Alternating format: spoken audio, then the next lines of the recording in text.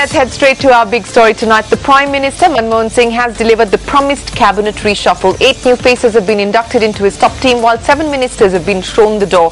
The big change is in the Environment Ministry. Incumbent Jairam Ramesh has been shifted to the Rural Affairs Ministry. Jayanti Natarajan will be the Minister of State in charge of Environment. Salman Khurshid will take over the Law Ministry from Veerappa Moily, while Moily takes over the Corporate Affairs Ministry. Trinamool's Rinesh Trivedi is now the new Railways Minister. Speaking post the swearing-in ceremony, Prime Minister Manmohan Singh said today's reshuffle will hopefully be the last one before the next Lok Sabha polls in 2014. At the same time, he did say 2 ministerial slots have been kept vacant for the DMK. He said, and I quote, "It is part of our coalition dharma. I hope their decision will be coming soon," unquote. Remember, the DMK lost 2 cabinet ministries after the resignation of A. Raja and more recently Dayanidhi Maran. And to understand the implications, political and what corporate India should make of this reshuffle, we're joined by Aditi Phadnis, the political editor at the Business Standard, and Chandan Mitra, the editor of Pioneer. Aditi, Chandan, many thanks for joining us. Chandan Mitra, let me come to you first. This was the much anticipated cabinet reshuffle. The Prime Minister had promised an expansive reshuffle. The reactions that have been coming in since morning is that it is cosmetic, it is a non-event, it is the best that he could do given the political climate and his constraints. But you know, all of those reactions aside, as far as corporate India is concerned, does this really change anything? Will this be more than just an image makeover for the government? Will it actually break the policy paralysis and the logjam that corporate India feels that it's stuck in? Well, I think that is the really biggest disappointment, and why I believe it's a totally missed opportunity. Now, the push to the infrastructure sector that was expected didn't come. Dr. C.P. Joshi retains control of the Highways Ministry, and his performance has been, really pathetic, to say the least. There has been no effort to bring in fresh life. There was talk of, a good corporate governance being brought, Ashok Ganguly being inducted into a cabinet, Montek Singh Ahluwalia and Sam Pitroda's names were also doing the rounds. But Chandan, let's be real. Let's be real. Were those, given the political climate, given the political situation, bringing in an Ashok Ganguly, a Montek Singh Ahluwalia, or even a Sam Pitroda, were these real possibilities ever, or was this more media creation than anything else? Well, of course, media speculation, no doubt, but the media does not speculate in thin air. Normally it doesn't. We don't pick out names from the air. Obviously there was some talk, there was some intention on the part of some people, presumably close to the Prime Minister. But I'm saying, even assuming that you did not, or the Prime Minister could not bring in such non-political people, he could have done a little better than give 7 ministers additional charge of portfolios. Now 2 you've kept for the DMK. What about the rest? I mean, I can't understand how these overburdened ministers like Mr. Kapil Sibal, Pawan Bansal and Anand Sharma are really going to deliver. Now, I think this is a terribly bad reshuffle, if you ask me, because it has really not cleared the roadblocks that were always there, and the Prime Minister had promised a radical change. Where is the change? Okay, I'll get to you on all of those points that you raised in just a bit, but Aditi Phadnis, let me put to you the points of view that Chandan Mitra has put across, that this is a missed opportunity, that the Prime Minister had promised radical changes. This does not deliver even on that promise, that he's overburdened ministers even further, and this is not going to break the policy paralysis or the logjam. This is worse than a cosmetic exercise. Do you agree with that? Well, broadly, yes, but, I often ask myself, if I were the Prime Minister, what would I do? The problem is that there are very few people around who are professionals, there's only so much that a professional politician can do in today's day and age, when technology and infrastructure and all these things are so important. So, okay, you've been a khadi wearing politician doing politics in smoke-filled rooms, and you've done very well. You've been loyal to the party, you've been loyal to the family, etc. But that takes you only so far. When you look around and you try and look at people who will actually run the government, there aren't too many people around, and this, I believe, so you're saying that there is a talent deficit. Inhibition. You're saying there is a talent deficit and this is the best he could do. There is a talent deficit, and this is the point that kept confronting the Prime Minister and the backroom people in the party all the time when they were approaching the whole issue of the reshuffle. You know, it's a coalition, there are coalition compulsions, and it's a problem. I mean, it's a practical problem.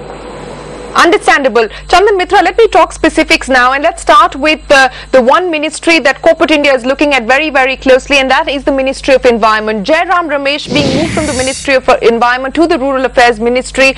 In some ways, it seems to send out the signal that the Prime Minister has decided to vote in favor of industry, has decided to back big business. But on the other hand, the view could be that Jairam Ramesh was perhaps getting to be a bit too obstructionist. That was the view not just of industry, but also of other ministers within this Council of Ministers, and perhaps the Prime Minister choosing to have a more middle of the road approach, and that's why Jayanti Natarajan gets in.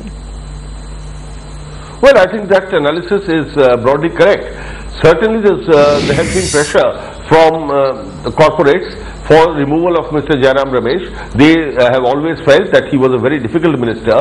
Even many state governments were up in arms against him. Other ministers in the government were up in arms, saying that he is holding up permission and projects are getting delayed. But let me tell you, as a person concerned about the environment, I believe that Jairam Ramesh lent a profile to the Environment Ministry and put the issue of environment, wildlife, forest really on top of the agenda, and the Environment Ministry is going to miss him. There's no doubt about it. Personally, it's a great elevation for Mr. Ramesh. He has been entrusted with rural development, which is where Sonia Gandhi's pet schemes lie. So I'm sure he will do well in that. But this is also sending out the signal that corporate interests will be subserved by this government, and difficult people may have to move out of such ministries. Aditi Phadnis, would you agree with that this is really an indication that corporate interests supersede everything else as far as this government is concerned, or is that a bit of an unfair comment? And more importantly, one of the issues that Chandan talked about was the land acquisition bill, for instance, crucial pieces of legislation that are pending, land acquisition, now with Veerappa Moily moving to corporate affairs, the companies affair bill. Do you believe that these crucial pieces of legislation will now move faster? Okay, that's a lot of questions. The first the first answer to the first question is that I think Jairam Ramesh was trying to implement the law. In environment, the problem is that there are lots of laws, but they never get implemented, or they are always circumvented. Now, if some corporates found that following laws was being inconvenient, I mean, it was inconvenient for them to follow laws, well, I mean, of course they would be irked by Jairam Ramesh and would find his continuance an irritant. But I think anyone who understands the Environment Ministry and understands the legal infrastructure that has accompanied the Environment Ministry since the mid-1980s, actually the early 1980s, will try and implement the laws that are there. That's all Jairam was doing. I don't think he was breaching anything that he should not have done. And I mean, the court was always there for people to approach. Now, if corporates think that you can circumvent, either call upon higher political authorities, you can pressurize, you can basically pay your way through inconvenient environment legislation, well, that's not going to happen. It's not going to happen with Jairam, and I don't think it's going to happen with Mrs. Natarajan either. Okay, and on the other question that I asked you on other pending crucial legislations being able to move faster now? Well, we spoke to Mr. Ramesh, and Mr. Ramesh told us that the most important thing that he is going to have is priority. I mean, right now, the Rural Development Ministry has 80,000 crore rupees. That's the amount of money he has to play around with. What his priority, he told us, is that he wants to make sure that this money goes to the right people. It's a lot of money, and it has to be spent properly. So he is going to leverage two things which have never been leveraged before, never been dovetailed together: the development of rural areas and technology, and he is going to do that using Aadhaar to make sure that the money reaches where it's supposed to reach. It sounds like a very simple proposition to me. All right, let me come to you with my final question then, Chandan Mitra. You know, on the basis of what we've seen happen this afternoon with the cabinet reshuffle, do you think reforms which have been pending, which have been put on the back burner on account of all of the political uncertainty that we've seen, are finally going to be put back on the agenda? Do you think that this is a move forward for the pending reform process? Well, you see, I would hope so. I hope that the reforms process is given a push because the economy, although figures say something, there are concerns in the economy. Inflation remains a very big concern and therefore can eventually affect growth. So I do hope that the big ticket reforms are put into motion. But, you know, these things often don't depend on the minister concerned. The initiative really has to come from the Prime Minister. So if the Prime Minister is clear about what he wants to do, he can tell the minister to accelerate the process. I hope something of the kind happens, but somehow I get the feeling that the Prime Minister did not really have full authority in carrying out this reshuffle. He wanted to bring in more efficient people. Probably some of the younger people could have been brought in. Right. I don't know what stopped them from elevating the Jyotiraditya Scindias and Sachin pilots, and therefore it's really a halfway house. And to think that he has ruled out further reshuffles for the next 2.5 years is, in my opinion, alarming. So many ministers with additional charge, so much of talent deficit and therefore governance deficit. We are now condemned to live with this governance deficit for another 2.5 years. All right, we are condemned to live with a governance deficit unless and until the Prime Minister decides once again to reshuffle his team. But Aditi Phadnis, Chandan Mitra, appreciate you joining us with your thoughts here on CNBC.